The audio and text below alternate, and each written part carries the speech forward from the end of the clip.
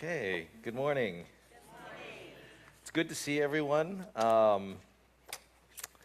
It's been a while since I've been back here for Sunday morning. I know for joint services you've seen me, but for Sunday I haven't been here that often. I remember back years and years ago, I remember there was a period like my second, third, fourth year where I was coming into the TM about like every other week or every 3 weeks.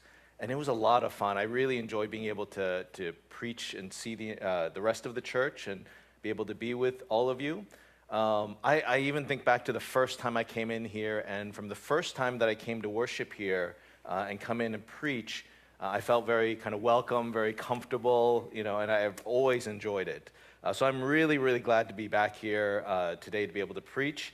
And what I wanted to do today is I wanted to address the problems of trials and difficulties in life. It's one of those topics that all of us experience. All of us experience trials, all of us experience difficulties, all of us experience problems. As a matter of fact, we can't avoid them, right? Bad things happen and we can't run away from them. We can't pay someone to deal with it for us. When problems come, when trials come, we can't ignore them. And it doesn't matter how much money you have or what language you speak or where you grew up or any of those things. Everyone has to face bad things. For some people, as you get older, what I'm realizing as I get older, one of the bad things I have to face is my health gets worse. My body breaks down and things get harder to do and things hurt. And we can't get away from that. We can't stay strong and healthy our entire lives. Another struggle that all of us have is from time to time, even if we do well financially, we have financial struggles. Sometimes it's, the kids going to college. Sometimes it's just it's losing a job. Sometimes it's insecurity. There's a lot of things that happen that we can't control. And then there's also kind of broken relationships. We lose friends, family members. We get estranged from people. We are hurt. We hurt people. There's a lot of things that happen that break relationships in our lives, and we can't avoid those, sometimes even the closest people in our lives. And so when trials come, they challenge us, they test our faith, they test our character, they test our commitments. And so what I wanted to do today is I wanted to go to the book of James, because James is the most practical book in the Bible. It's the one that tells us how to live our lives, how to follow Jesus, what to do in our daily lives very, very closely. And a lot of people say that out of all the books in the New Testament, James is kind of like the book of Proverbs in the Old Testament. It's a lot of wise sayings, important things for living life.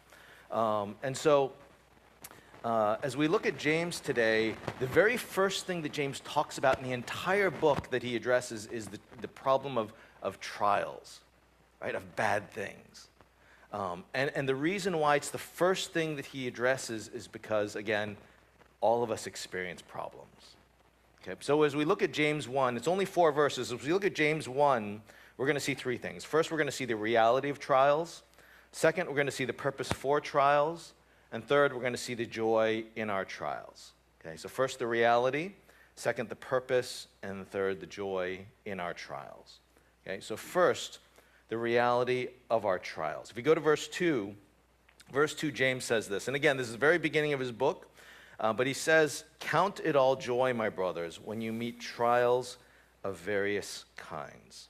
Now, I want you to notice exactly the way he says this, right? He says, "Count it all joy, brothers," and he says, "when," right? When you meet trials, right? He doesn't say if, right? He doesn't say, "Count it all joy if you meet trials." He says, when. And the reason why that's important is James starts with the assumption that all of us are going to experience it, right? He doesn't say if. He doesn't say if you run into problems, if you run into bad things, here's what to do. He says when. When bad things happen, here's what you need to think about.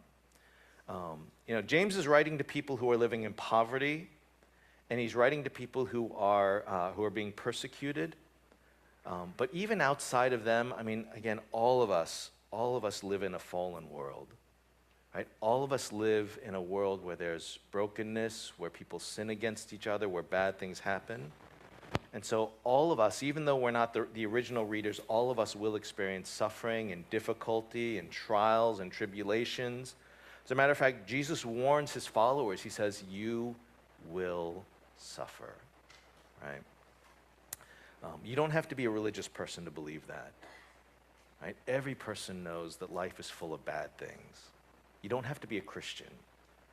You can be an atheist and you know that there are terrible things that happen in life, that life is full of suffering. Everyone knows that life is difficult. Everyone knows it's full of suffering, but here's the problem. You and I know that bad things happen. You and I know that life is full of suffering, but when it happens, we can't believe it. When it happens, we're still surprised by it. Right? Even though we know that this is a broken world and that people sin and that we get hurt by things and bad things take place, when they actually happen, we're shocked. How could this happen? Right? And what happens is we get frustrated, we get offended, we get angry. We even get angry at God, and we blame God. Right? We say, God, how can you let this happen to me? God, how can this take place? I mean, I'm your child. How can you let this happen? Right? The funny thing is that we know that life is full of suffering, but we're shocked when we experience it. We think that for some reason, because we're Christians, because of our faith, we deserve something better, that God owes us something more, that he promises us something else, that we're supposed to get a better life because of our good works. And see, James understands that the truth is that life is hard whether you're a Christian or whether you're not. Right? Life is difficult even if you're a Christian. That even if you're a Christian, you're going to experience trials and difficulties and problems and heartaches and heartbreaks. And it's not just stuff that happens out in the world. Even inside the church, we're going to experience that. Even inside the church, we're going to experience people mistreating us, being hurt, people sinning against us, and we're going to do that to other people in the church too. Just because we're Christians, just because we're in the church, doesn't mean that we are safe from all those things. But at the same time, it's not supposed to be that way. That's not the way God made things. But again, in this life, there is going to be hardship, there is going to be difficulty, there are going to be problems, there are going to be trials. That's why James says, when you face trials, not if. He says, when. Now, the second thing we see here is we see the purpose of trials. If you go to verse 3 says, James says, for you know that the testing of your faith produces steadfastness, and let steadfastness have its full effect, that you may be perfect and complete, lacking in nothing. Now, what James is doing is James is actually giving us this flow chart to show how God uses trials. He says the first thing that happens is we have this trial that happens to us, this bad thing. Right? And when the trial comes, what it does is it tests our faith. Right? The trial comes, and then all of a sudden our faith is tested. Are we going to trust God, or are we not going to trust God? Are we going to follow God still, or are we not going to follow God? So there's this test. And then if we get through the test well, then what happens is it produces steadfastness. Right? We become strong. We become faithful. And the more we build steadfastness, then we become like Christ. Right, so he's showing us this flow chart that it starts with trials, but then what trials do is they test our faith, but when we deal with the test well, it builds steadfastness, and when we become steadfast, we are becoming more like Christ. Right, so we see that there's this purpose and this process that God can use even the bad things in our lives, even the trials, to make us more like him. Right, God can take the hardships, the difficulties, the hurts, the sufferings, and he can use those things to do good in your life. Now, I want you to notice that, again, early on it says that one of the things that trials do is they test our faith. Right? What does that mean? Well, I mean, it's been a long time since I've been in school. You know, I'm almost 55 now, which is really surprising. I'm almost 55, and last time I took a test in school was almost 20 years ago. But if you think back to being in school, you know, you sit down in your classroom, you pick up your pencil, and then there's this test in front of you. What does the test do?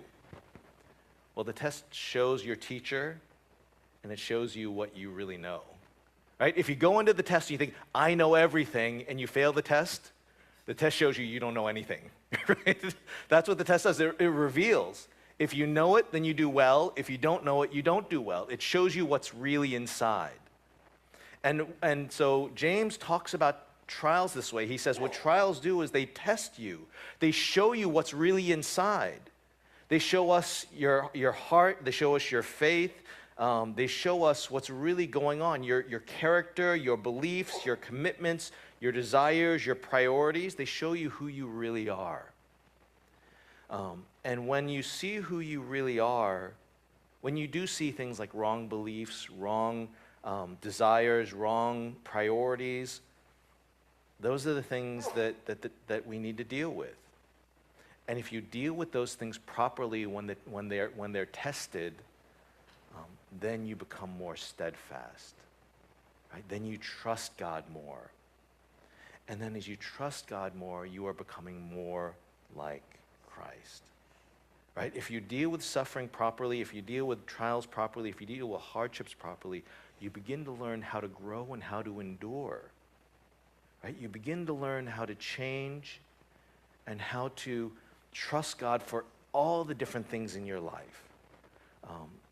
As you do that, you endure, you persevere, and you learn to be more faithful. What does it mean to be faithful?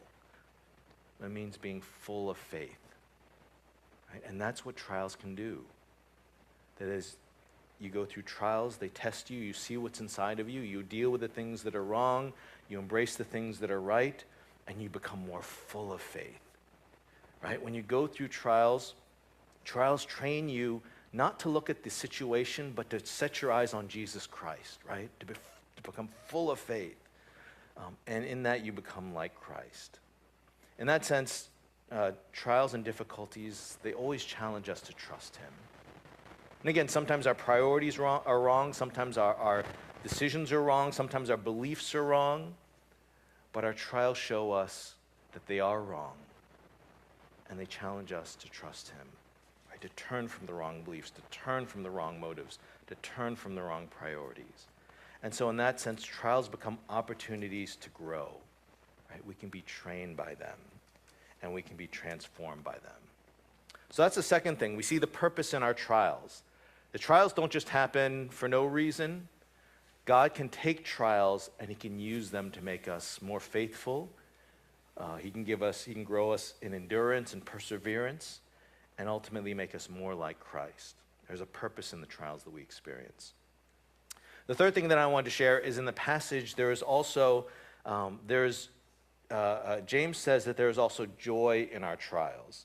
If you go back to verse 2, James says, "Count it all joy, my brothers, when you meet trials of various kinds." Now, if you look at that very first part that James says, he says, "Count it all joy."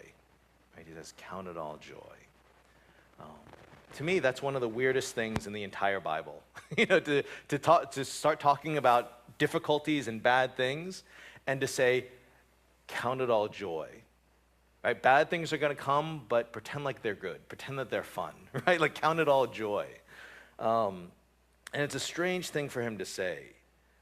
No one thinks that bad things are fun. No one thinks that trials are joy.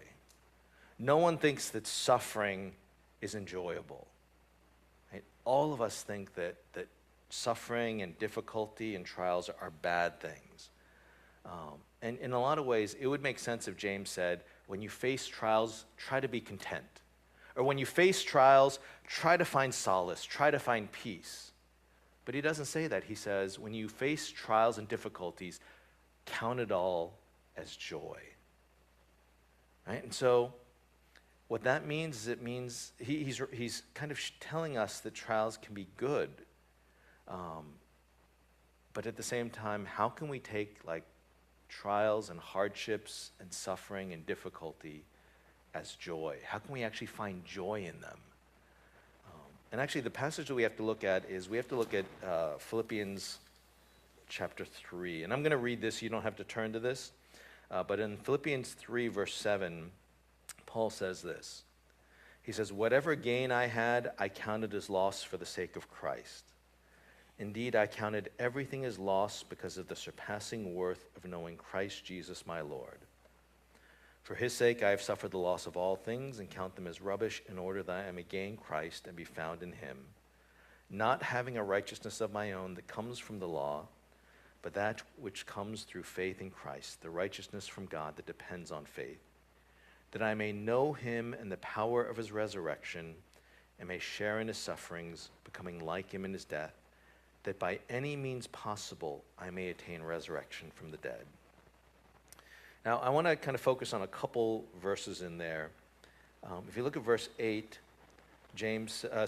Paul says, I count everything as loss because of the surpassing worth of knowing Christ Jesus my Lord. Right? He says, for his sake I have suffered loss of all things, count them as rubbish, in order that I may gain Christ. Right? So remember that. In verse 10, he says, that I may know him and the power of his resurrection and may share in his sufferings and become like him in his death. Right, what Paul is talking about is he's talking about the fact that trials and sufferings are actually important, right? That they're actually valuable. Paul is saying that there's something about sufferings and trials and difficulties that can help us understand Jesus better, understand his suffering. Now, here's the way it kind of works. If you grew up with a lot of money, right? If you grew up in a family that had a lot of money, never really worried about like food or clothing or shelter, you always had good things in your life. When you meet someone, when you make a friend who grew up really poor, when they talk to you about like their struggles when they were younger and dealing with poverty, if you grew up with a lot of money, you don't understand them. Right? They talk about like not being able to eat all the time, or they talk about having to go to the thrift store to buy clothes, or different things that their family had to do. Make decisions on what they could do, what they couldn't do, what they could buy, what they couldn't buy. If you grew up with a lot of money, you listen to it and you go, I don't know what that means. I don't understand like why that was hard. But then, if you go through a period of your life where you lose your job or where money becomes tight and you begin to have to do things like you begin to have to make tough choices about how you spend your money, about how you use it, or you have to find another job and find a way to be able to make more income because you don't have enough. It's only when that happens to you that you now understand your friend better. Now when your friend talks about growing up without money, you understand them. And what Paul says is this. Paul says that there's something about suffering in your life that actually helps you understand Jesus. Right? That when you go through suffering, when you go through trials, when you go through bad things, they're bad, but they can also be good.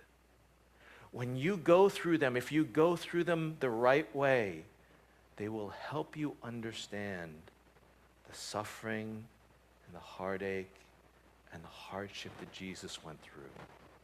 In other words, see, for a lot of us, what we do is when problems come, when bad things happen, all we think about, all we look at is we look at the problem. How can I fix the problem? Why is this happening to me? This is terrible. No one else goes through this. And we don't look at Jesus. We just look at ourselves. And we feel terrible that this bad thing is happening to us. We get depressed. We wallow in all the bad things. We become self-absorbed. But you see, James says that when we go through trials and hardships and bad things, we can actually look through them. In other words, we can look at our suffering, we can look at our bad things, but we can use them to see Jesus. We can use them to teach us about the suffering that Jesus went through, to experience his suffering. And in a lot of ways, like, Paul is right. Right? Trials and difficulties and sufferings can help us know him better. Right? When you experience hardship, when you experience people who oppose you, when you experience friends who turn against you, you can look at the problem and say, why is this happening to me? Why do I always pick the wrong kind of friends? Why are these friends doing this to me? And you can wallow in that, or you can say, you know what? Jesus knows what it's like to lose friends. Before Jesus went to the cross, all his closest friends ran away from him. They abandoned him. And now I understand that a little bit. I understand what it's like to lose good friends. And now I understand what it must have been like for Jesus to see all of his friends abandoning him. And you see, when you do that, you're able to look through the suffering. The suffering still hurts, but now the suffering is taking you to Jesus Christ. And it's taking you in a way that you understand him better and that you actually experience him. You experience his love, his grace, and his goodness. You see, if we don't do that, the only thing we do when trials come, all we say is, why did this happen to me? Why do I deserve this? And there's no joy. But if we use suffering to take us to Jesus, if we look through suffering, through trials, through difficulties to see Christ, to understand his suffering better, to understand his difficulties better, to understand his trials better, then it begins to become joy. Right? Then I begin to understand him. And my heart begins to fill up with joy because I see what he has done for me. I understand it better. And now what he's done for me is bigger, it's brighter, it's better. It's not just words on the page. Right? Jesus has suffered for me. And when you're able to do that, your trial actually does become joy. It does make you happy. Because you see how much he loves you. And you see what he has done to rescue you. Right? Your trial can only become joyful if it shows you Jesus and his suffering, his hardship, right? His difficulty. And like I said, everyone goes through suffering, everyone goes through trials, everyone goes through bad things. But the amazing thing is that the gospel reminds us that Jesus came to suffer for us. That he came and in his suffering, he took our trials, and the things that he suffered was much worse than what we experience. What Jesus suffered was much worse. The betrayals he faced were much worse. Right? The physical difficulty, much worse. But he faced them with joy. Hebrews 12:2 says about Jesus, he says, for the joy that was set before us, Jesus endured the cross, despising its shame. What that means is that Jesus had a joy in front of him when he suffered. That when he suffered, it was still painful, it was still difficult, but there was a joy that was there waiting for him. Do you know what Hebrews says that joy was? It says that when Jesus was suffering, the joy that was before him was you and I. We were the joy that he endured it for. We were what he had set out in his heart to say, this is what I'm doing it for. And you see, when you understand that, when you understand that you were Jesus' joy when he was suffering, then you take joy in being able to find him in yours. Let's pray together. And Father, we thank you that in our faith, trials and challenges and difficulties aren't meaningless. They're incredibly meaningful. In our trials and in our sufferings, we can actually grow to know you better and to go deeper. And we pray that that's what we learn how to do. We thank you that in Jesus Christ we have one who came to suffer for us, that in his trials we see that there was a joy that he set before him, and that was us. And so, Lord, just as his suffering became joy because he was doing it for us, may we find joy in our suffering, in our trials, in our difficulties, because we know that through them we can find you. We thank you, and we pray all this in Jesus' name. Amen.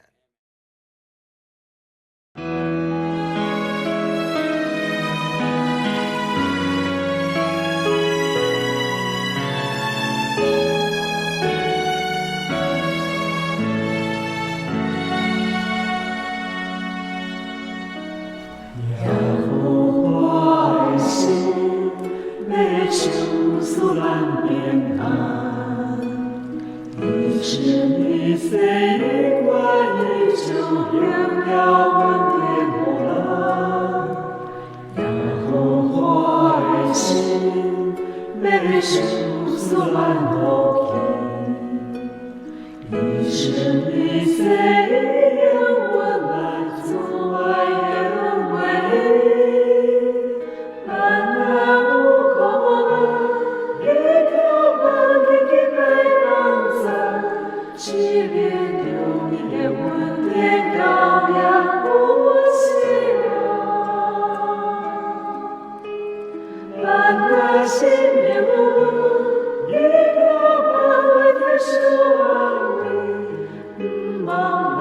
心交通，专心追求伊。